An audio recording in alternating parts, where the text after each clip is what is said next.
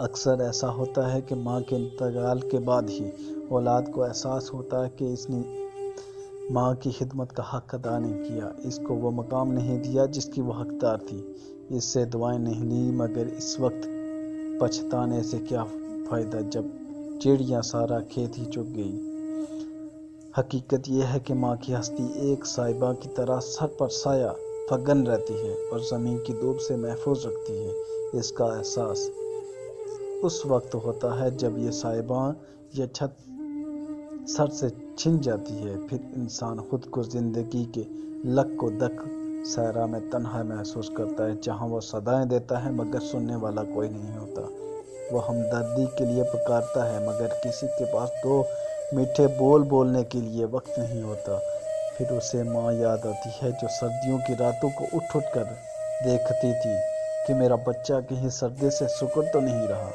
اسے ماں یاد آتی ہے جب بچے کی تیوری پر بل دیکھ کر پریشان ہو جاتی تھی اور اس کی پریشانی کا دعویٰ کرنے کے لیے کمر بستہ ہو جاتی تھی۔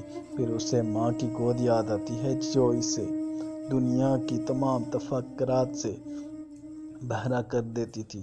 پھر اسے وہ ماں یاد آتی ہے جس کی نظریں گھر سے نکلتے وقت پیچھا کرتی تھیں اور زبان دعائیں دیتی تھی کہ اللہ کریم تجھے ہر امتحان میں کامیاب کرے۔ پھر وہ قدم یاد آتے ہیں جن کے نیچے اس کی جنت تھی۔ اولاد کے لیے ماں کے دل سے ہر دعا نکلتی ہے، ہر وقت دعا نکلتی ہے۔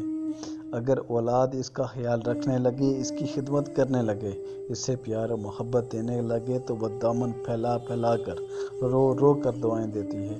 یہی دعائیں کسی بھی انسان کی زندگی کا اصل سرمایہ ہوتی ہیں۔ ماں کی دعائیں ان ٹریول چیک کی طرح ہوتی ہے جنہیں کہیں بھی اور کسی بھی وقت کیش کرایا جا سکتا ہے، اور ان ٹریول چیکس کی رقم والدین کی خدمت سے بڑھتی جاتی ہے۔ جتنی خدمت زیادہ کی جاتی ہے، ان چیکس کی مالیت اتنی زیادہ ہوتی جاتی ہے۔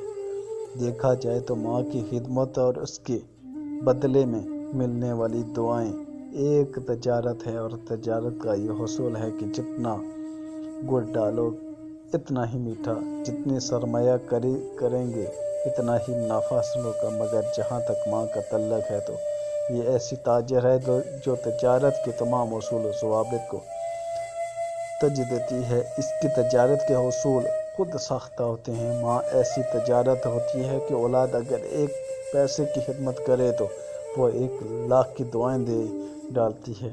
وہ اپنا نفع نہیں سوچتی بلکہ صرف اولاد کا نفع اس کے پیش نظر ہوتا ہے۔ اگر اسے خبر ہو جائے کہ اپنا سب کچھ لوٹا کر اس کی اولاد کو کچھ فائدہ حاصل ہو جائے گا تو وہ یہ خسارہ ہنستے مسکراتے برداشت کر لیتی ہے۔ ماں وہ ہستی ہے جو اولاد سے ہنسی خوشی دھوکہ بھی کھا لیتی ہے۔ وہ اپنے بچوں کی نیت پر شک نہیں کرتی۔ اگر اولاد اس کے ساتھ برا سلوک کر بیٹھے تو وہ اسے بچوں کا نہیں بلکہ اپنی تربیت کا سقم سمجھتی ہے۔ پھر جب اس سے اولاد معافی مانگتی ہے تو وہ دل کی گہرائیوں سے انہیں اسی طرح معاف کر دیتی ہے کہ جیسے کبھی کچھ ہوا ہی نہیں ہو۔